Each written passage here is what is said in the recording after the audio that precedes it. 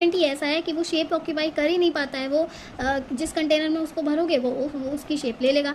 Triangle glass में भरोगे triangle जैसा दिखने लगेगा, सर्कुलर ग्लास में भरोगे या सर्कुलर कंटेनर में भरोगे तो सर्कुलर जैसा दिखने लगता है, ठीक है। पर लेकिन इसका वॉल्यूम फिक्स्ड होता है, मतलब 1 लीटर में कितना पानी आएगा, 1 लीटर के ग्लास में 1 लीटर ही पानी आएगा, वॉल्यूम फिक्स्ड होता है इसका। ये इसकी कंप्रेसिबिलिटी हो सकती है, मतलब पानी को कंप्रेस कर सकते हैं हम, लेकिन इतना भी ज़्यादा नहीं कर सकते, ठीक है। फिर इसकी डेंसिटी अगर सॉलिड से कंपेयर करें तो इसकी डेंसिटी कम होती है और इसके पार्टिकल्स जो हैं वो लूजली पैक्ड होते हैं। अगर हम सॉलिड से कंपेयर करें तो, मतलब सॉलिड से कंपेयर करें तो इसके पार्टिकल उनके कंपैरिजन में लूजली पैक्ड होते हैं। फिर आता है गैस। गैस के जो पार्टिकल होते हैं वो बहुत ज़्यादा दूर दूर होते हैं, मतलब इनके बीच में high intermolecular force of space होता है, सॉरी इनके बीच में हाई इंटरमोलिकुलर स्पेस होता है, बहुत ज़्यादा स्पेस होता है।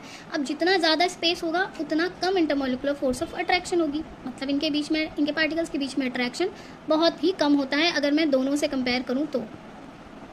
फिर इनकी तो ना तो कोई फिक्स्ड वॉल्यूम होता है और इनकी ना ही कोई फिक्स्ड शेप होती है। ये बहुत ज़्यादा कंप्रेसिबल होते हैं, ये हाईली कंप्रेसिबल होते हैं क्योंकि पार्टिकल का अरेंजमेंट ही ऐसा है, दूर दूर हैं पार्टिकल्स तो आसानी से इनको दबाया जा सकता है।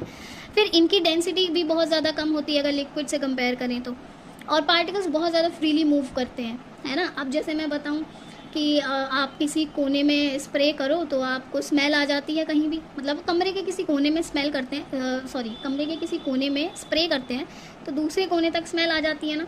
तो यही है उसका एग्जांपल कि उसके जो पार्टिकल्स होते हैं वो लूजली पैक्ड होते हैं, मतलब बहुत ज़्यादा फ्री होते हैं, तो वो आसानी से मूव करते हैं और मूव करते करते हमको स्मेल आ जाती है, ठीक है।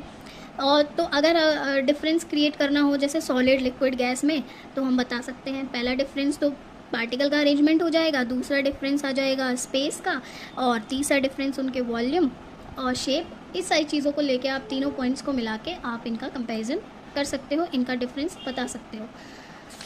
सो I will provide you the notes, मैं इस चीज़ के आपको नोट्स प्रोवाइड करा दूँगी। अभी है मेरी थोड़ी सी एक इंट्रोडक्टरी क्लास है, तो I hope you understand guys.